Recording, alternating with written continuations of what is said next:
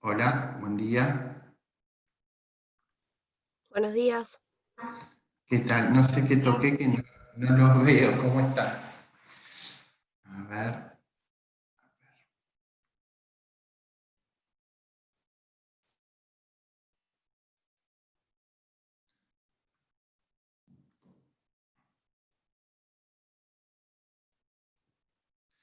Bueno, somos 9 y estamos todos, me parece.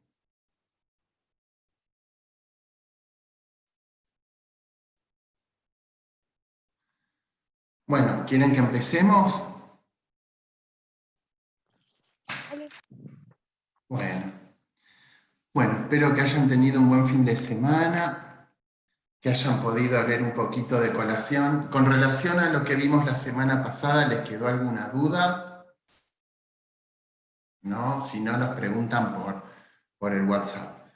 Bueno, hoy vamos a ver colación.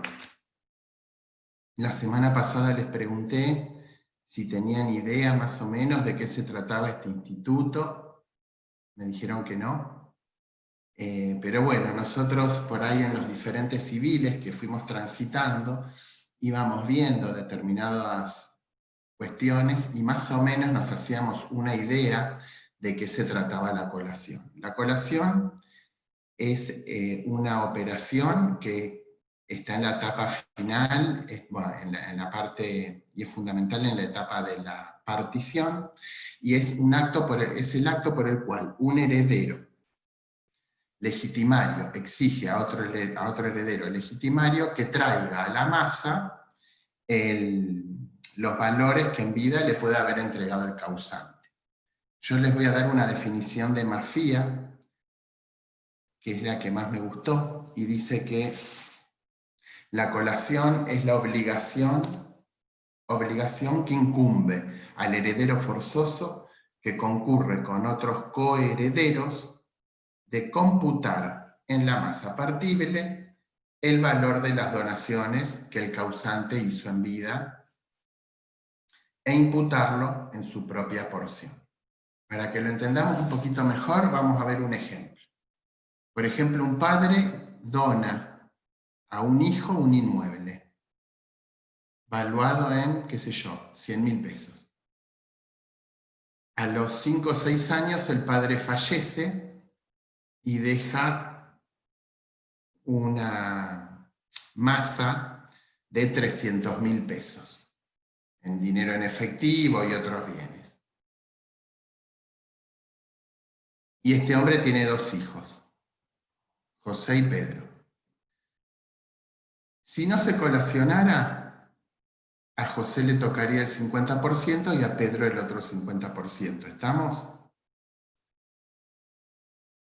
Si el hermano que no recibió la donación solicita la colación, lo que tiene que hacer es a esos 300.000 pesos sumarle los 100.000 pesos de la donación efectuada 5 o 6 años antes. Entonces tenemos una masa de 400.000 pesos. ¿Estamos? Sí. Bueno, si solicita la colación, tenemos... o sea, traemos a la... No, al revés, tendríamos los 300.000 pesos, descontamos... me estoy haciendo lío. Tenemos los 400.000 pesos, yo lo tengo acá anotado, el ejemplo. Tenemos los 100 de la donación más los 300.000 que quedan en el patrimonio, porque ya lo recibió. Entonces a cada uno le tocarían 200.000 pesos.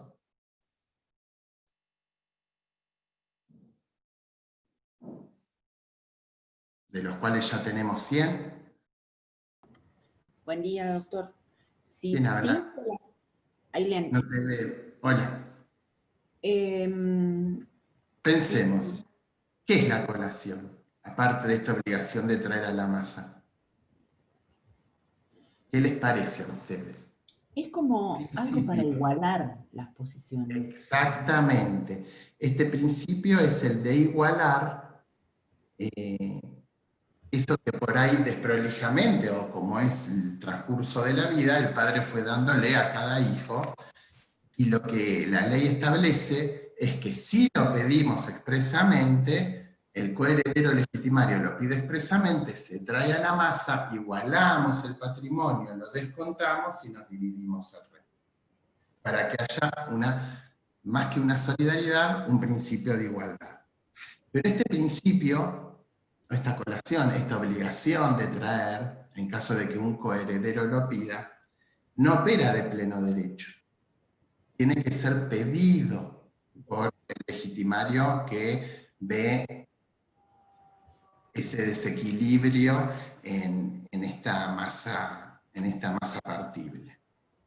Entonces se solicita judicialmente, se establece el monto de la masa y después lo vamos a partir.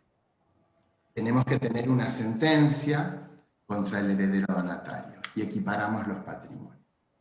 Entonces, la colación dijimos que es una obligación cuyo cumplimiento se efectúa trayendo a la sucesión los valores dados en vida por el causante. ¿Por qué los valores? Porque las cosas pueden haber sido vendidas. Le donó hace 5 años, le donó una casa que él mejoró, que él le agregó un valor, o que se depreció, porque la zona se puso más fea. Entonces, los requisitos a tener en cuenta para que se pueda realizar el cumplimiento de esta obligación es primero que existan varios herederos forzosos o legitimarios, porque si somos un único heredero, esta acción no procede. ¿Estamos? Que exista realizado en vida del causante una donación, porque si no se entregó ningún patrimonio no tenemos nada que solicitar. También necesitamos que el otro o uno de los herederos forzosos, un coheredero, solicite y reclame esta colación, porque vimos que no opera de pleno derecho, que es a petición de parte. También necesitamos que el heredero donatario haya aceptado la herencia, porque si no acepta la herencia, o renuncia a la herencia, no está obligado a colacionar ni ser considerado heredero, es como un extraño a la misma. Todo esto está en el artículo 2385. Esto que estamos viendo está en el Código Civil del 2385 al 2396. Ustedes los vamos a ir viendo, los vamos a ir explicando para ir conceptualizando la idea, después ustedes lo leen y lo estudian del código. Lo último que vamos a ver, que está en el programa, es la colación de deudas, que es el 2397 a 2402. Entonces, y también es necesario que no exista dispensa de colacionar a favor del donatario o una cláusula de mejora expresa. Puede ser que al momento de la donación, el donante lo haga como dispensa de colación, o sea, como mejora expresa. Ustedes saben, que lo deben haber visto con anterioridad, y lo vimos el otro día también, que puede haber una mejora, por ejemplo, entre ascendientes y descendientes, el padre puede disponer de 1/3 y puede mejorar al cónyuge, a un hijo o a cualquier otra persona. En caso de que mejore, o que no mejore a nadie, pero que en vida haya realizado una donación, se va a entender si él lo pone como dispensa, que es como una mejora o no como una mejora, y después lo vamos a reducir. ¿Ustedes tienen el código en la mano? Sí. Sí. Porque el 2386 establece las donaciones inoficiosas. Dice, la donación hecha a un descendiente o al cónyuge cuyo valor excede la suma de la porción disponible más la porción legítima del donatario, aunque haya dispensa de colación o mejora, está sujeta a reducción por el valor del exceso. Entonces, ¿qué significa esto? Que muchas veces sucede. Por ahí el donatario, por ahí le dona a un hijo una propiedad que excede ese tercio que podía establecer de mejora, lo haya establecido o no. Entonces acá por ese tercio tenemos la mejora, pero por el resto tenemos otra acción que es la reducción, que después vamos a ver las diferencias porque son dos acciones totalmente diferentes. Entonces, muchas veces, no tanto en la donación, porque en la donación los escribanos intervenimos activamente y tenemos, acuérdense, el 2461, donde un padre, por ejemplo, dona a un hijo en particular un inmueble, teniendo más futuros herederos, teniendo más hijos. Por el 2461 habíamos visto que los podíamos hacer comparecer en el acto de la donación y que ellos tomen como conocimiento, o no sería una renuncia a herencia futura, porque tal vez se los haya compensado. Pero bueno, en la donación inoficiosa lo que tenemos que saber es que cuando, por ejemplo, un padre dona a un hijo un inmueble que excede el valor de la mejora que podría realizar, los demás coherederos tienen otra acción, que ya no es la colación, sino es la reducción. Hablando de la reducción, vamos a ver que en la colación está dirigida, no está dirigida a defender la legítima, sino, como dijeron hace un ratito, lo que tiende es a equiparar la igualdad entre los patrimonios de los coherederos. ¿Por medio de qué? De una operación aritmética, que es trayendo a la masa lo que con anterioridad en vida del causante se hubiere donado. La acción de colación, o sea, la colación es una cuenta. Traemos lo que dimos, o lo que dio en vida el causante. En cambio, la reducción tiene como fin, sí, proteger la legítima hereditaria. Y es una porción económica, jurídica, en la sucesión que es declarada intangible, como vimos la semana pasada, está en el 2444. La acción de reducción es un medio que tiende a proteger la legítima cuando fue conculcada con anterioridad por donaciones o por disposiciones testamentarias, y lo vemos acá en el 2386. Diferencias y similitudes entre esta acción. Es importante porque, si bien la colación tiene por objeto todas las donaciones que en vida haya realizado el causante, la reducción solamente tiene en cuenta las donaciones inoficiosas, esas que exceden, como dice bien el 2396. La colación es una acción personal, y la reducción es una acción personal, pero tiene efectos persecutorios. Esto es lo que nos da tanto miedo, porque siempre tenemos terceros. En ambos casos, los sujetos activos son los herederos forzosos.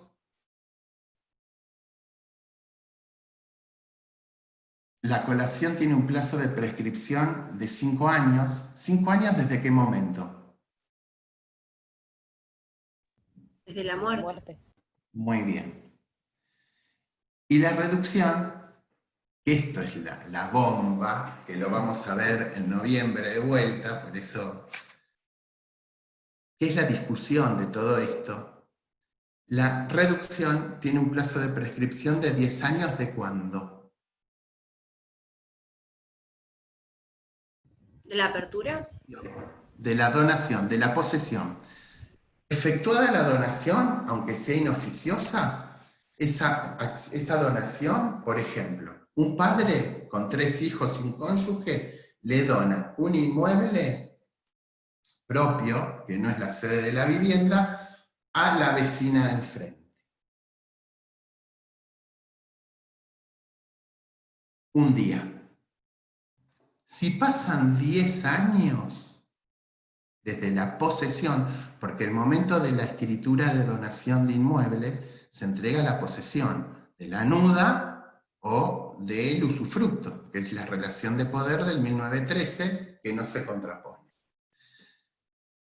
Desde esa fecha, pasados los 10 años, prescribe la acción.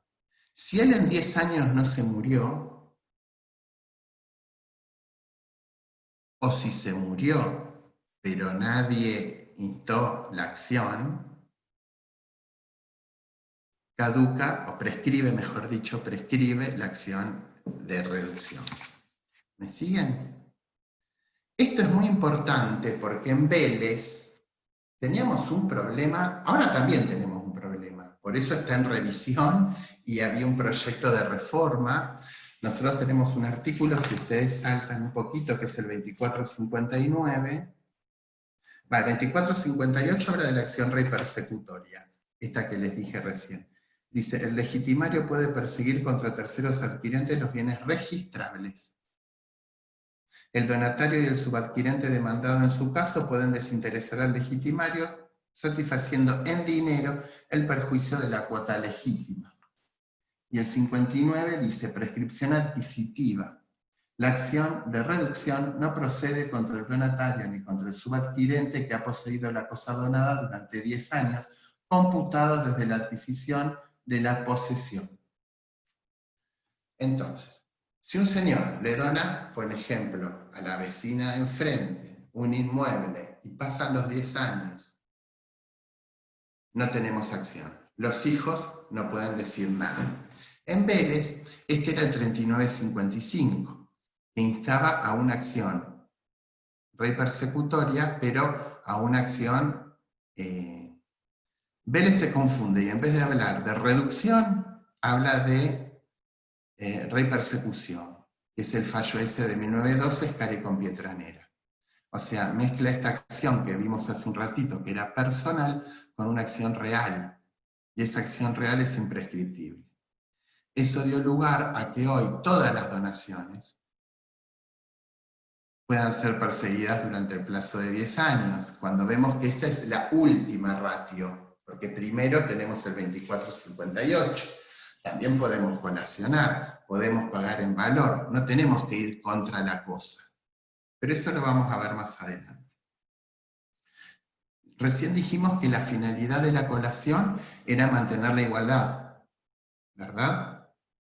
Y la reducción tiene como finalidad defender la legítima. La colación tiene como objeto toda donación, aunque no afecte la legítima, y la reducción solo las donaciones o disposiciones testamentarias que afecten la legítima. Esto muchas veces se ve en los testamentos. Cuando viene una persona a testar y quiere beneficiar o instituye como heredero a una sola persona, por ejemplo a un solo hijo. Y después en la sucesión, ¿por qué? Por cualquier tipo de razón, no importa. Entonces, yo cuando daba notarial les decía, ¿puede una persona venir y mejorar o instituir como heredero a una persona y después en la sucesión aparece que tiene hijos? ¿Qué pasa? ¿Ese testamento es válido? Él no dice nada en el testamento y mejora a su pareja, pero cuando se abre la sucesión resulta que tiene 3 hijos.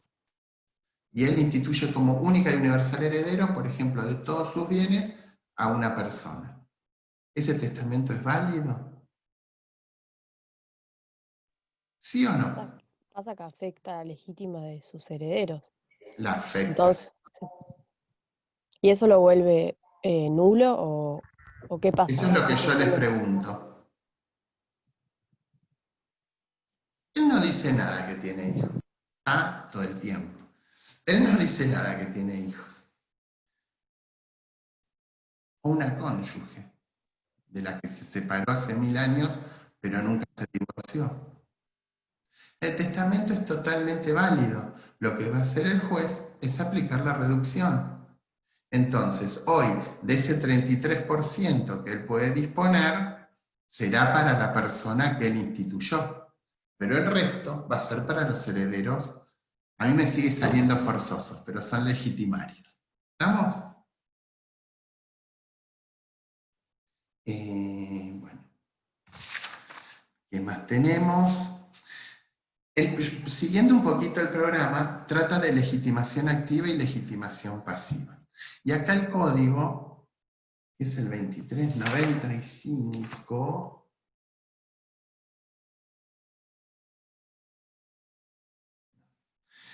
el código establece, Vélez hacía un lío bárbaro, pero hoy el código es bien claro, y dice, el 2395, que la legitimación pasiva solamente, ¿quieren leerlo? La colación solo puede ser pedida por quien era coheredero presunto o presuntivo a la fecha de la donación. El cónyuge supérstite no puede pedir la colación de las donaciones hechas por el causante antes de contraer matrimonio. ¿Por qué? Porque no era heredero. ¿Qué número Entonces, es? Perdón. 2395, 2395. Gracias. Dice, la colación solo puede ser pedida por quien era coheredero presuntivo a la fecha de la donación. El cónyuge supérstite no puede pedir la colación de las donaciones hechas con anterioridad. Respecto del cónyuge, esto es una limitación. Antes del matrimonio no era heredero y se da por finalizada una disputa que se generaba en el Código Viejo, en el 34, 77 y 78, que dio lugar a un montón de interpretaciones. Algunos interpretaban que sí, otros que no. Hoy el código, por suerte, resuelve todo esto y es muy claro. Tampoco los descendientes que no eran herederos presuntos al momento de la donación pueden pedir la colación. Respecto a la legitimación pasiva, los ascendientes están excluidos y esto es el 2385. Entonces, ¿quiénes son los que están legitimados para instar la acción? Cónyuge y descendientes.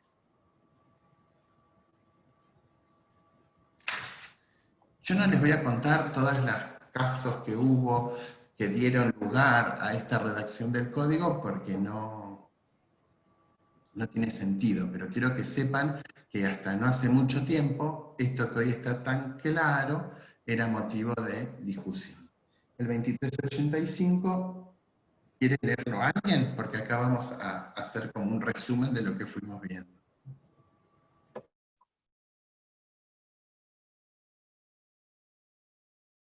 ¿Quién se anima? Ailén, tenés el micrófono apagado. Eso iba a decir. Ay, te veo, Ailén. Sí. Ahí tenés. 2385. Personas obligadas a colacionar.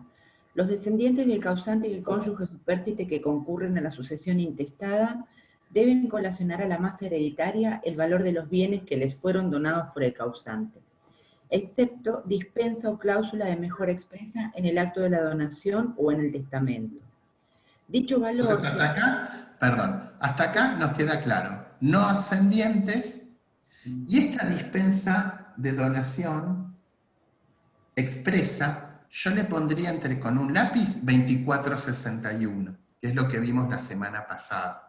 Este artículo léanlo, reléanlo, porque junto con el artículo 1010 son dos excepciones a renuncia de herencia futura, que ya en algún momento lo vamos a ver. Seguí, por favor, Elia. Dicho valor se determina a la época de la partición según el estado del bien, a la época de la donación. Bueno, acá punto, porque esto lo pregunta o está en el programa. ¿Cómo calculamos esa colación?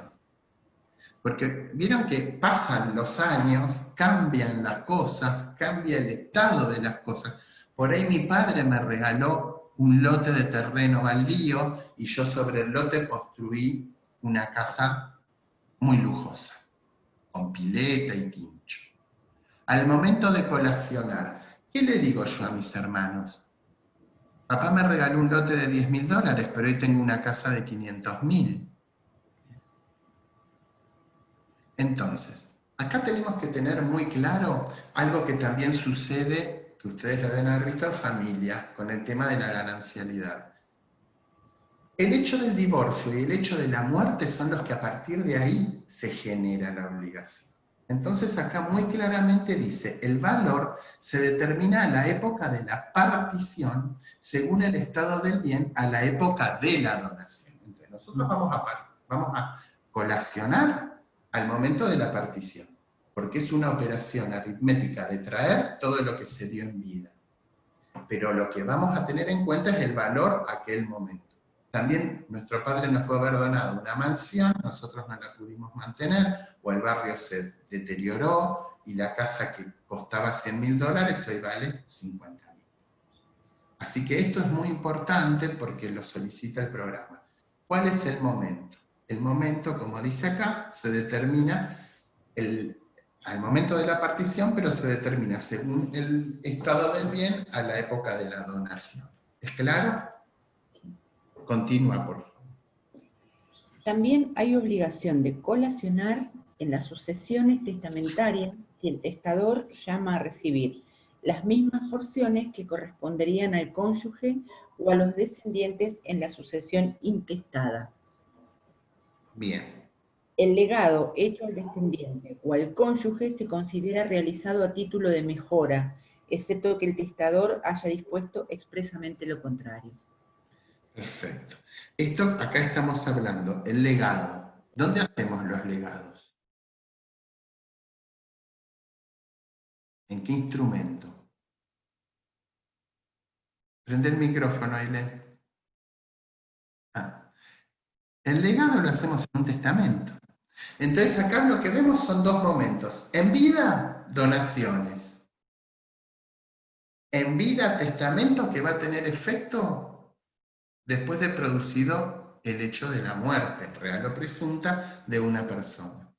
Entonces, si este legado que se le hace al descendiente o al cónyuge, esto es muy común, más ahora con tantas familias ensambladas, cuando, por ejemplo, a los hijos del primer matrimonio los hizo estudiar o les dio alguna propiedad y tiene hijos de este segundo matrimonio, que son menores, muchas veces la persona lo que hace es mejorar en la parte disponible al cónyuge o a alguno de los hijos, más el 2448. Entonces acá claramente dice que este legado hecho al descendiente o al cónyuge se considera realizado a título de mejora, salvo que hayamos dispuesto expresamente lo contrario. Si no decimos nada, es una mejora de la legítima.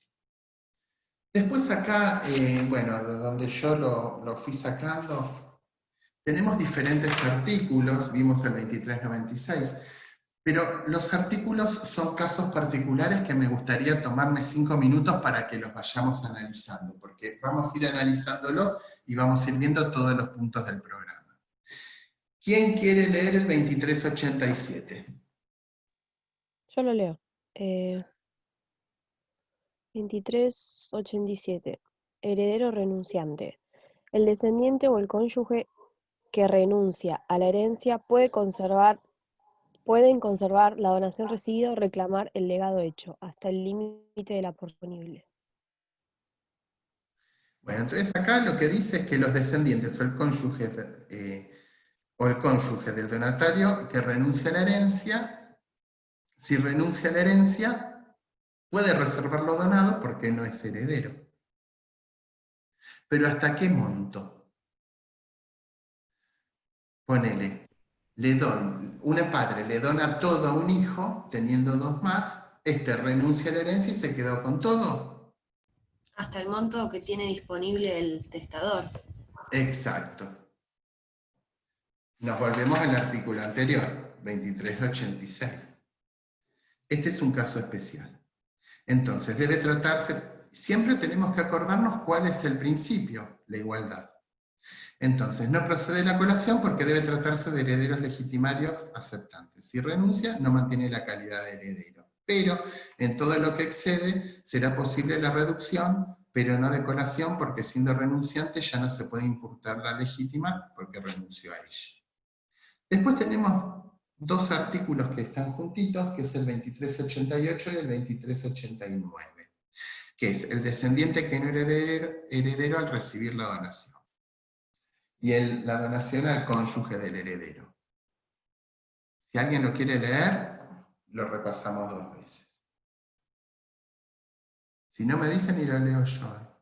Yo leo, heredero que no lo era al tiempo de la donación. El descendiente que no era heredero presuntivo al tiempo de la donación, pero que resulta heredero, no debe colación. El cónyuge no debe colación cuando la donación se realiza antes del matrimonio. Esto lo vimos recién. Entonces, acá, por ejemplo, lo vamos a entender mejor con un ejemplo. Que es, por ejemplo, el abuelo que le dona al nieto, teniendo un hijo. Esto, aunque no lo puedan creer, es muy común. Muchas veces porque está enojado con el hijo, o porque el hijo tiene alguna situación que no lo puede aceptar, o simplemente porque así lo disponen. Entonces, no debe colacionar el descendiente que no era heredero presunto al tiempo de la donación, el nieto, pero que luego resulta heredero al momento de la apertura. Por ejemplo, se murió primero el papá que el abuelo. ¿Me siguen? Entonces, por ejemplo, este caso, cuando se le dona al nieto, que estando vivo el hijo, en el momento de la donación, no era heredero porque el padre estaba vivo, pero el padre del nieto prefallece, ahí sí. Y el 2389 es algo similar, pero cuando el heredero concurre a la herencia en representación del ascendiente. ¿Esto lo vieron? La representación, pues por ahí no sé. Bueno, nosotros tenemos una figura, desde siempre, donde por ejemplo, este caso donde prefallece el hijo, o sea, está el abuelo, el hijo y el nieto. Fallece el hijo antes que su padre. Los herederos del hijo pueden concurrir a la sucesión del abuelo en representación del padre muerto. Esto también sufrió toda una evolución. Nosotros lo tenemos así. Entonces acá lo que está diciendo es eso, ni más ni menos. Las donaciones hechas a los descendientes del heredero no deben ser colacionadas por este. El descendiente del donatario que concurre a la sucesión del donante por representación debe colacionar la donación hecha al ascendiente. Por ejemplo, ahora, el abuelo había donado un inmueble a su hijo, este fallece antes que el abuelo, pero cuando el abuelo muere, concurre a la sucesión el nieto en representación de su padre premuerto o prefallecido. El padre, que era quien debía colacionar en su condición de donatario heredero, pero los nietos, al ocupar su lugar, se encuentran obligados a colacionar el valor de lo donado a su padre. Esto, por suerte, son estas acciones que son ejercidas. No es tan común verlas porque siempre se llega a arreglos económicos en estas condiciones. Otro que es un lío es el 2395. ¿De quién puede pedir la colación? Dice, la colación solo puede ser pedida por quien era coheredero presuntivo a la fecha de la donación. El cónyuge supérstite no puede pedir la colación de las donaciones hechas por el causante antes de contraer matrimonio. Esto lo vimos hace un ratito. Pero yo acá tenía un ejemplo. Ponele, una señora dona el inmueble a su hijo. En ese momento, el hijo era un hijo único. Pero unos años más tarde, la mamá se vuelve a casar y tiene otro hijo, con otra pareja. Al fallecimiento de la mamá, este segundo hijo no puede pedir la colación a su hermano o a su medio hermano, en virtud de que él no era heredero al momento de la donación. Pero ¿quién puede pedir la colación? El papá o la mamá, el progenitor del segundo hijo. ¿Me siguen? Una pregunta, ¿qué pasa con las uniones convivenciales? ¿Es lo mismo? ¿Funciona igual que el matrimonio?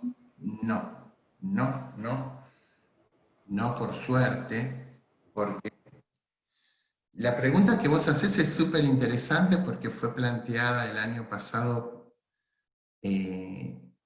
por la doctora Rotonda para la Jornada Nacional de Derecho Civil. El Código Civil y Comercial es muy claro. El conviviente ha logrado un montón de efectos y de reconocimientos a lo largo del tiempo que están plasmados en el Código Civil y Comercial, pero no el derecho sucesorio, el derecho hereditario. Ese no lo tiene. Yo les quiero contar, o sea, la doctora planteaba la vulnerabilidad, que la gente no entiende determinadas cuestiones, pero algo que sí yo veo en el ejercicio funcional de mi profesión es que toda la gente no es vulnerable. Y muchísima gente que está años y años en pareja, en uniones convivenciales, con hijos de un matrimonio, del otro, hijos en común, etc., por ahí no quiere casarse, porque el matrimonio, acuérdense que es un contrato, y esto con todas las características especiales que tiene, pero justamente lo que da es este derecho. Por eso habla de cónyuge, no de conviviente.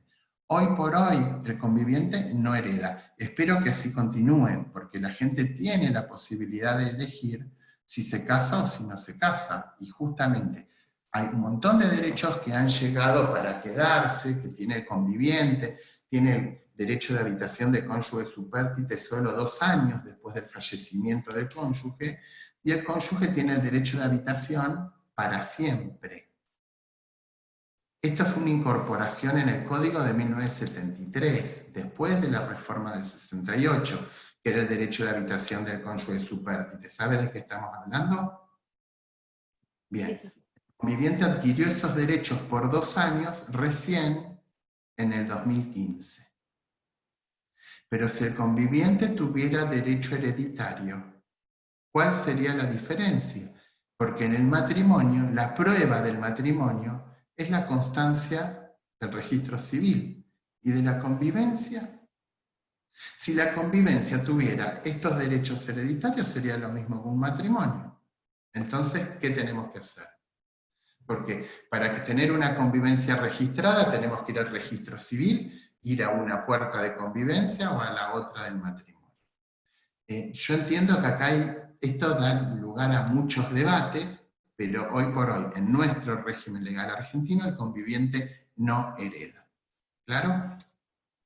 Pero en el caso que dijo usted recién, si ese segundo hijo, o sea, Puede hace tener. falta que no importa si hay matrimonio o no con esa otra parte, o sea, primero Sí tuvo, importa, eso es lo que quiero preguntar, ¿qué sí pasa con importa. ese otro hijo?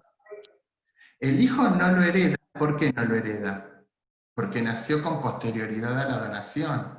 No era heredero, no existía. Pero el cónyuge puede ser que lo colacione con posterioridad. Acá el ejemplo del libro es muy claro. Dice, la sobrevive su esposa, ella sí puede demandar a Santiago por la colación. O sea que si no no hubo Como matrimonio, padre, tiene que ser un matrimonio. Eso no cabe duda. Hoy, no sé qué puede pasar porque ustedes saben que hay varios proyectos de reforma del Código Civil y Comercial, así que apúrense a aprobar todo esto antes que lo reformen, porque esto cambia, no sé qué va a pasar, ahora tenemos otros problemas, ¿no? Pero hasta hace 2 años había una modificación bastante importante de más de 200 artículos.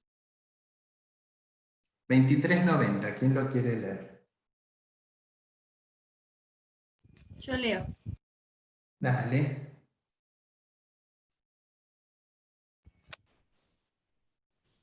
Donación al cónyuge del heredero. Las donaciones hechas al cónyuge del heredero no deben ser colacionadas por este. Las hechas conjuntamente a ambos cónyuges deben ser colacionadas por la mitad por el que resulta heredero. Bueno, esto también es bastante común. Que una persona le done al hijo o al hijo y a la esposa, o al hijo y al cónyuge del hijo. Si a mí me dicen que está bien, para mí está mal, porque el heredero, ¿quién es? El hijo, no el cónyuge del hijo. Pero en técnicas anteriores nosotros vemos muchos títulos que se donaba al cónyuge o al hijo por una evolución de la donación que siempre estuvo complicada, porque la donación muchas veces se utilizó para no pagar impuestos de sellos a la venta en los años 80, pero después las consecuencias eran terribles porque teníamos todo esto que no era tan claro como lo tenemos ahora, porque hasta antes podían colacionar los ascendientes y hoy no pueden. Entonces, este artículo lo que nos dice es lo siguiente: si el causante dona al cónyuge de un heredero, este no debe colacionar, ya que la donación fue en favor también del cónyuge, que es que es un tercero en la sucesión. Es otra aplicación de este principio general de que las donaciones efectuadas a herederos deben ser colacionadas. A mí la verdad que no me gusta mucho, pero si ustedes en la práctica de la titulación vamos a encontrar muchas donaciones hechas en este sentido. Por último de esta parte, el 2385, en otra parte dice, la colación es precedente tanto en la sucesión a intestato como en la testamentaria. No importa cuál sea la forma procesal en la que se inicie el proceso sucesorio, la colación procede en ambas. Después, el 2391. Hoy no se distingue las liberalidades que no constituyen donación. Hoy se puede colacionar todo. Y el 2391 el 2391 lo que nos dice es esto: los descendientes del cónyuge supérstite obligados a colacionar también deben colacionar los beneficios recibidos a consecuencia de convenciones hechas con el difunto que tuvieran por objeto procurarles una ventaja particular, excepto dispensa y lo dispuesto en la 2448. Entonces, ¿qué se incluye como objeto de la colación? ¿Qué podemos colacionar? Ahí lo tenemos en el 2393 y el 2394. Yo se los leo y después, si quieren, ustedes lo repiten. Estos dos artículos dicen, ¿qué se incluye en el objeto de la donación? El importe de lo recibido en concepto de indemnización por perecimiento del objeto donado sin culpa del donatario. Un ejemplo. ¿Qué se les ocurre? Por ejemplo, le donamos una casa y explota, pero tenemos seguro. El importe de lo recibido en concepto de indemnización por el perecimiento del objeto donado sin culpa del donatario. Los intereses del valor colacionable desde la notificación de la demanda. O sea, los intereses desde que se notificó, no desde que se donó ni desde que pereció la cosa. El valor de los bienes transmitidos a título oneroso por el causante a sus legitimarios cuando sea con reserva de usufructo, uso o habitación. ¿Me siguen? Yo solamente veo a Lucía y a Cleopatra. No sé si los demás están perfectos. Sí, estoy, doctor. Pasa que ahí leen también. Entonces, no escucho bien el artículo, no escucho bien. 2393 y 2394 establece cuál es el objeto de lo que podemos colacionar. Entonces tenemos. Yo para cuando ustedes lo estudien más o menos, porque es un bodrio este tema, la verdad. Es lo que nos toca. Dice, perecimiento sin culpa no se debe colacionar por el bien que ha perecido sin culpa, pero si este ha percibido una indemnización, le deben el importe, y con relación a los frutos, el heredero obligado a colacionar no debe los frutos de los bienes sujetos a colación, pero debe los intereses del valor colacionable desde la notificación de la demanda. Acuérdense que en este caso puede no haber demanda, pero si hay demanda, es a partir de su notificación. Esto es lo que podemos colacionar. ¿Qué no podemos colacionar? 2392. Este es largo. Dice, no se debe colacionar por los gastos de alimentos. O sea, no podemos colacionar por los gastos de alimentos, ni por los de asistencia médica, por extraordinaria que sea, ni por los de educación y capacitación profesional o artística de los descendientes, excepto que sean desproporcionados con la fortuna y condición del causante, medios de prueba, ni por los gastos de boda que no exceden de lo razonable, ni por los presentes de uso, ni por el seguro de vida que correspondiera al heredero, pero sí por las primas pagadas por el causante al asegurador hasta la concurrencia del premio cobrado por el asegurado. También se debe por lo empleado para establecer al coheredero o para el pago de sus deudas. Entonces tenemos los dos primeros artículos ¿Querías decir algo, Inés? No. Perdón, ¿gastos de boda? Sí, ¿Qué siempre y cuando gastos? sean razonables. ¿Pero qué son los gastos de boda? Disculpe la pregunta.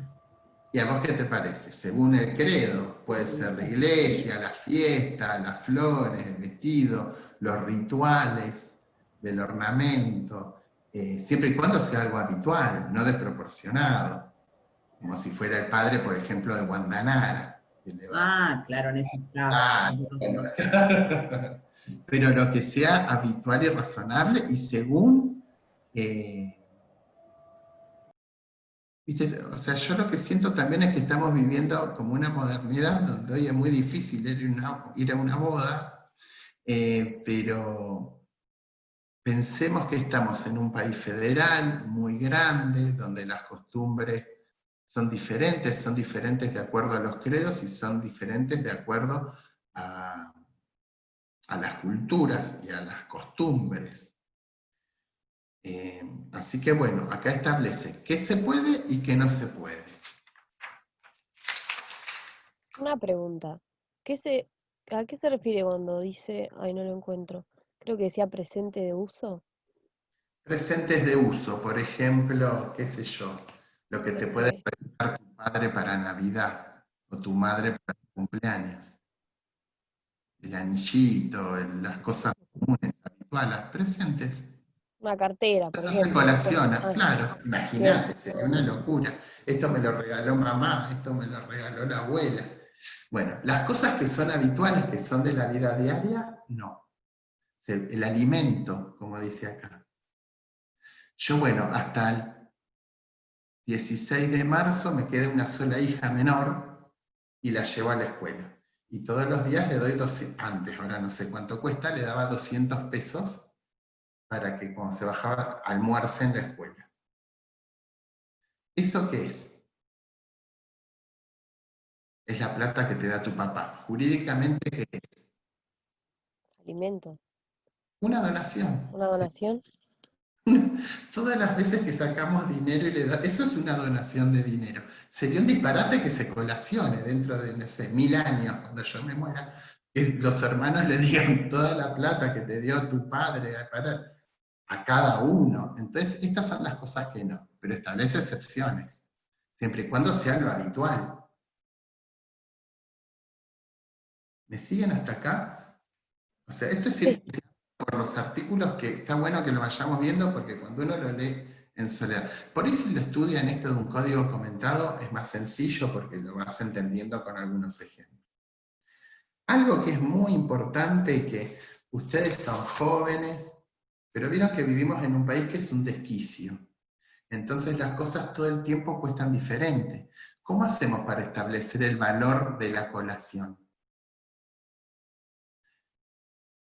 Cuando una casa por ahí en el 2000, por ejemplo, que yo me acuerde, en el año, cuando yo empecé a trabajar como escribano, en el año 95, 96, un departamento de un ambiente costaba $20.000, más o menos.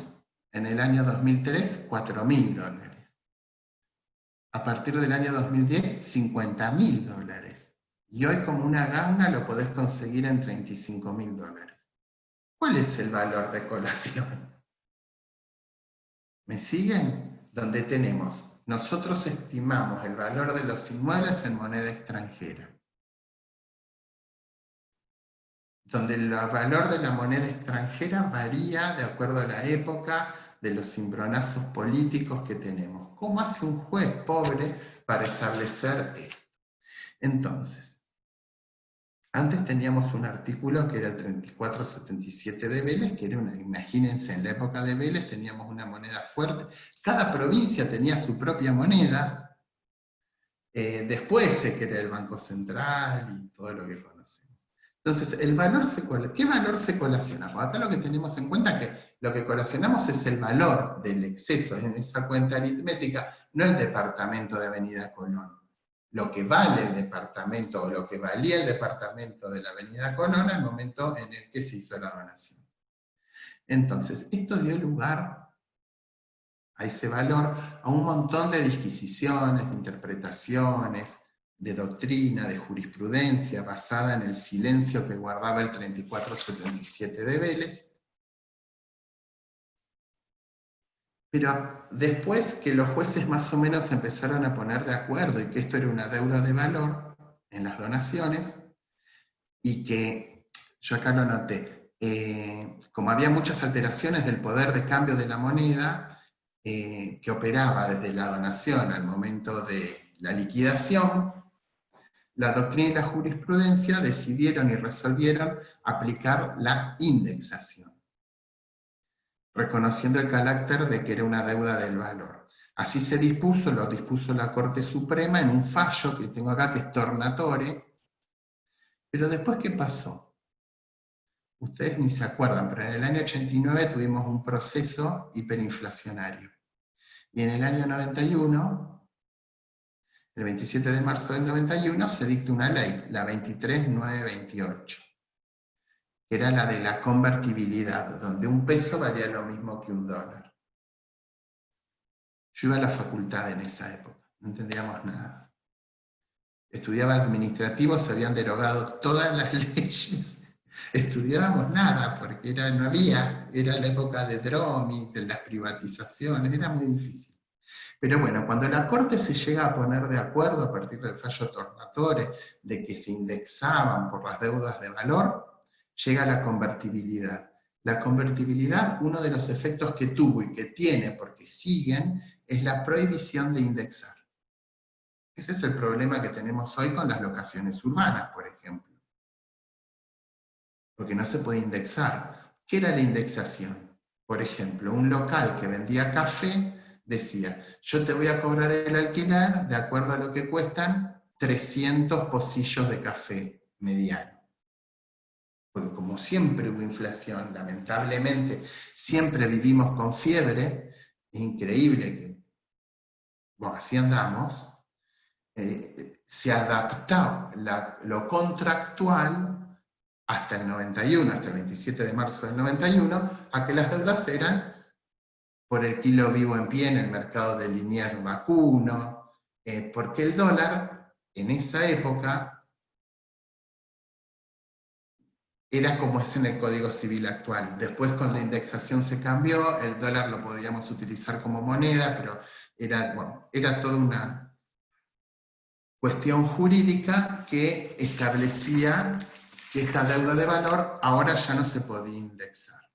Entonces, antes se aplicaban estos índices de indexación, y hoy tenemos dos artículos que me gustaría que lo anoten porque están en diferentes partes del código, que es la solución. El 2585 y el 2445. Vamos primero al 2585, vamos a pasear por el código.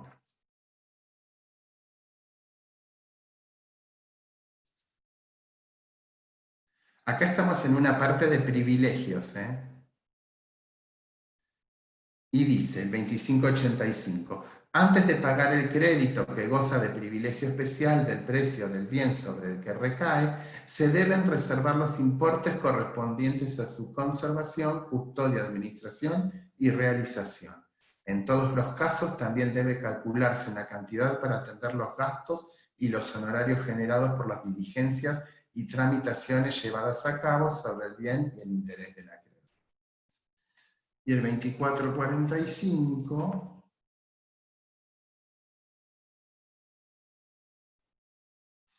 dice, la porción legítima de los descendientes es de 2/3, etc., del cónyuge en medio. Dichas porciones se calculan sobre la suma del valor líquido de la herencia al tiempo de la muerte del causante, más el de los bienes donados computables para cada legitimario a la época de la partición, según el estado del bien a la época de la donación. ¿Esto dónde lo vimos? En el 2385, en el medio, ¿se acuerdan?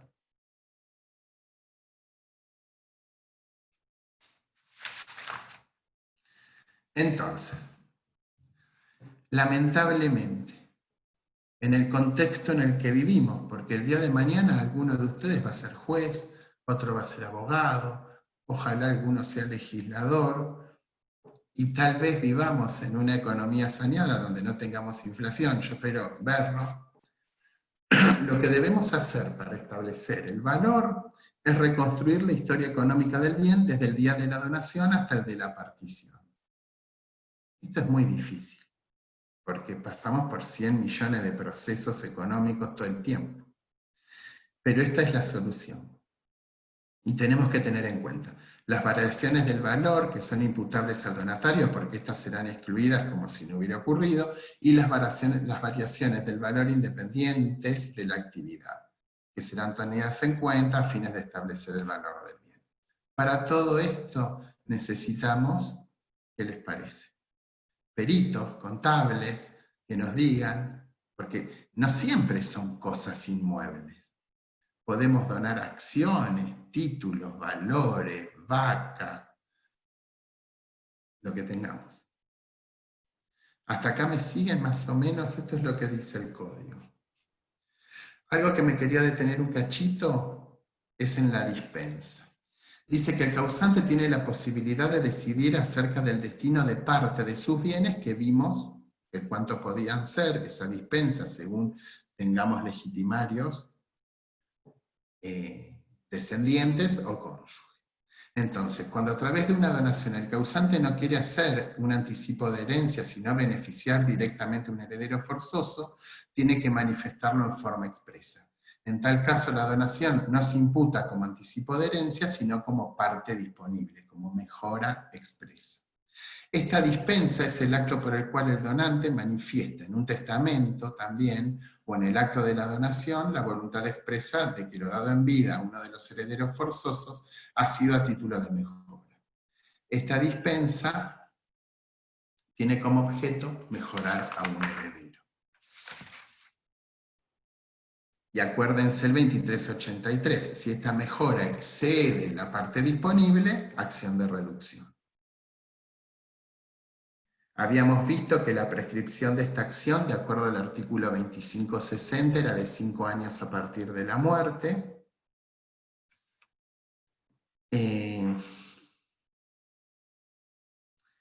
Y bueno, habíamos visto también que la prescripción de la acción de reducción era 10 años a partir de la donación, o sea, de la entrega de la posesión. Ahora vamos a ir a algo donde nos ponemos al revés. Tenemos que cambiar el chip. El coheredero no es que recibió, sí, recibió. El coheredero le debe al causante. ¿Ah? Por ejemplo, el causante no dijo nada y le prestó $50.000 al hijo. Pero antes de que el hijo se lo devuelva, fallece. Estos son los artículos. Están regulados del 2397 al 2402. Y lo que dice acá es que se colacionan a la masa las deudas que tenía uno de los coherederos en favor del causante que no fueron pagadas voluntariamente durante la indivisión, aunque sean de plazo no vencido al tiempo de la partición. Esto es muy común. Pensémoslo. El padre que le presta el hijo, o el progenitor, mejor vamos a decir, que le presta el hijo dinero para que se compre mercaderías, qué sé yo, para el negocio, y por ahí no lo instrumenta en ningún lado, por ahí lo instrumenta en un contrato, por ahí lo instrumenta en un pagaré. Pero bueno, la cosa es que fallece antes de que sea pagada voluntariamente. Entonces, todas las deudas que tenía el coheredero con el causante se colacionan, todas. En caso de tratarse de créditos cuyo plazo de vencimiento fuera posterior a la partición, debe colacionarse igual y decaen los plazos pendientes. Por eso dice aunque no estén vencidos. No se especifica bien a qué deuda se refiere, pero dice que son todas. El 2398 dice: los coherederos no pueden exigir el pago antes de la partición. Acá tenemos otro momento. Acuérdense que la donación es una cuestión económico-contable del crédito y todo lo que vamos a llevar al momento de la partición. La partición como momento final, como momento de decir, bueno, estos son todos los créditos, todas las deudas, nos ponemos de acuerdo, colaciono si no nos ponemos de acuerdo voluntariamente, y dice, los coherederos no pueden exigir el pago antes de la partición. Entonces tenemos un momento. El 2399,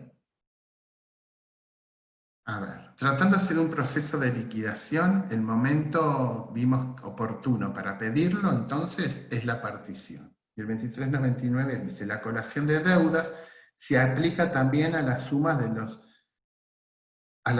las cuales un coheredero se hace deudor hacia los otros en ocasión de la indivisión, cuando el crédito es relativo a los bienes indivisos, excepto que los segundos perciban el pago antes de la partición. Bueno, tiene toda una interpretación, pero en realidad este es un proceso liquidatorio. Algo que a mí no me gusta, pero lo dice el 2400, es qué pasa con los intereses devengados. El 2400 dice, las sumas colacionables producen intereses desde la apertura de la sucesión si el coheredero era deudor del difunto, si no los devengaban ya con anterioridad, y desde el nacimiento de la deuda si ésta surge en ocasión de la indivisión. Entonces, para calcular los intereses, el 2400 nos dice que tenemos 3 momentos. Si no dice nada, desde el momento de la muerte del causante. Si los intereses estaban pactados con anterioridad, desde el contrato que hicieron el causante y el heredero deudor. Y el tercero, acá, si nace de la deuda. Y si, por ejemplo, al momento del fallecimiento del acreedor, que era el causante, todavía no teníamos obligaciones pendientes, desde el vencimiento de esa obligación. El 2401 nos hace esta pregunta: ¿qué ocurre si el heredero es deudor y también acreedor del causante? ¿Esto cómo se llama?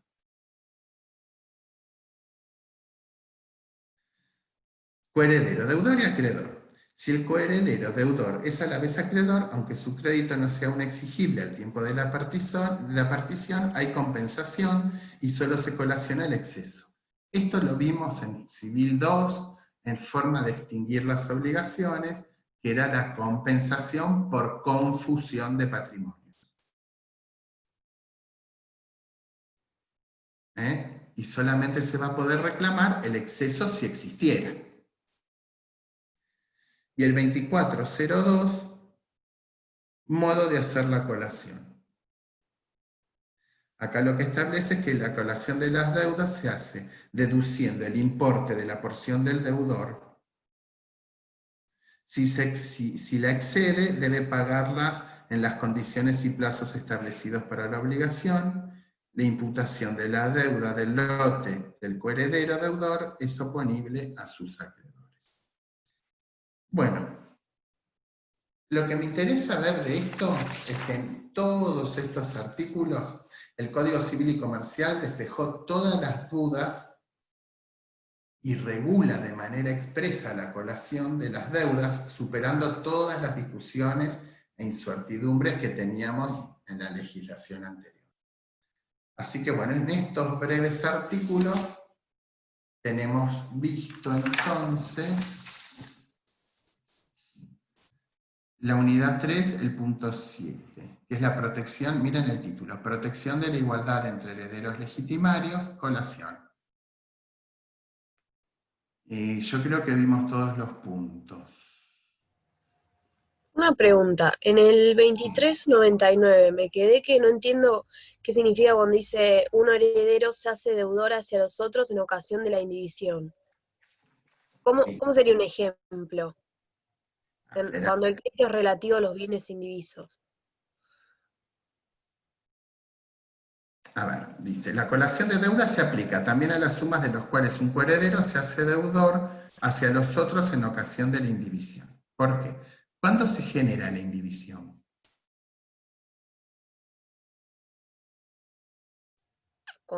no sé, pero cuando ya La tenemos toda la indivisión masa de... se genera en el mismo momento que vimos el otro día, el 2277, desde el momento real o presunto, de la muerte real o presunta de una persona. Ese hecho que es la muerte genera la indivisión. La indivisión es un estado particular que va desde la muerte real o presunta, en este caso, hasta la partición del 2363, ahí se confunde, o sea, ahí va a parar todo. Todos los créditos y todas las deudas. Si justo resulta que un coheredero, por ejemplo un hijo, es deudor del causante, ahí vamos a participar y todos los demás lo vamos a ver. Por eso dice, la colación de deuda se aplica también a las sumas de las cuales un coheredero se hace deudor hacia, ¿a quién le voy a deber ahora? También le voy a deber a los otros coherederos en ocasión de esta indivisión, cuando el crédito es relativo a los bienes indivisos, excepto que los segundos perciban el pago antes de la partición. Que lo arreglemos, o sea, que no lo tengamos que pedir, trae los $50.000. No, yo le debía $50.000 a papá, está acá, lo dividimos entre todos. Todo esto, como dijimos al principio, no se hace si somos un único heredero. No hay colación en ninguno de los casos.